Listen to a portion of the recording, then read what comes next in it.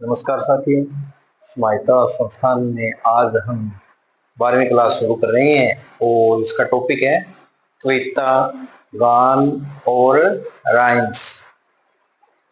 तो इस क्लास के अंदर हम जानेंगे कि जैसे छोटे बच्चे हैं उनको सिखाने के लिए जैसे कविताएं हैं वो किस टाइप से गाई जाती है। कविताएं होगी, कोई गान हो गया या कोई राइम्स है, उसको बताने का तरीका है। तो इसमें सबसे पहले क्या है, सरल कविता है वो कैसी होनी चाहिए, सरल,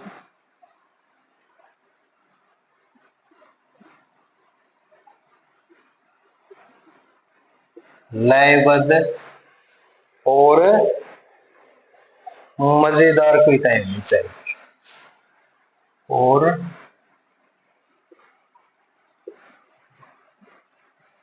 मजेदार कविताएं, यानी कविता है वो कैसी होनी चाहिए, सरल होनी चाहिए, उसकी लय होनी चाहिए और बच्चों के लिए वो इंटरेस्टिंग होनी चाहिए। क्योंकि प्री क्लास के लिए कविताएं और तुकबंदी बच्चों को सीखने और आनंद लेने में मदद करती है।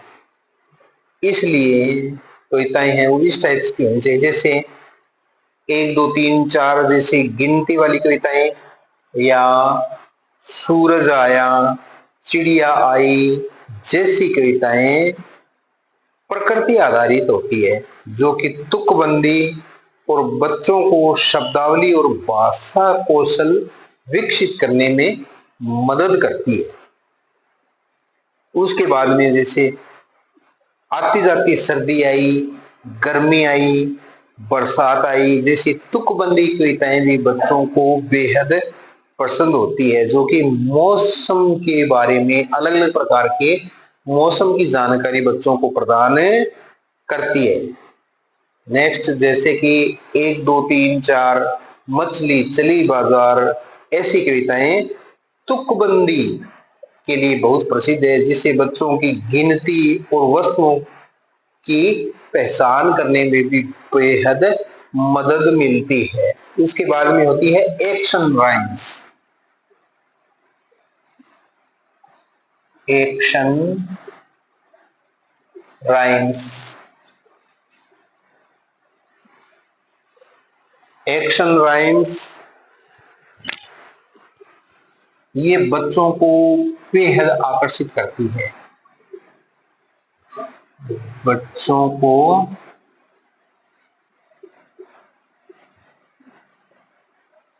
आकर्षित करती है।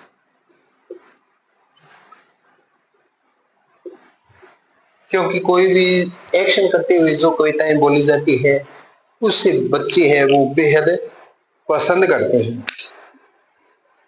तो इस प्रकार से उसमें क्या होता है, एक तो एक्शन होता है और वैसी की वैसी एक्टिविटी है, एज इट इज एक्टिविटी बच्चे हैं वो करने का प्रयास करते हैं।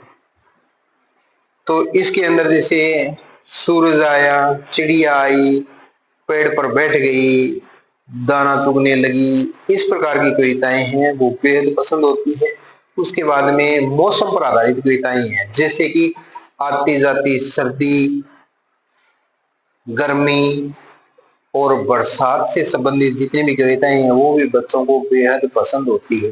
फिर गिनती पर आधारित जो कविताएं हैं, जैसे 1 2 3 4 मछली चली बाजार, पकड़ी गई फिर भागी, इस प्रकार की कविताएं हैं वो बच्चों को बहुत ज्यादा प्रोत्साहित करती है। इन कविताओं को कक्षा में करवाने का क्या फायदा है बच्चों के सामने, क्योंकि इन कविताओं को कक्षा में गाएं और बच्चों को दोहराने के लिए प्रोत्साहित करेंगे तो बच्चे हैं उसे बहुत ज्यादा इंटरेस्ट लेने की कोशिश करते हैं।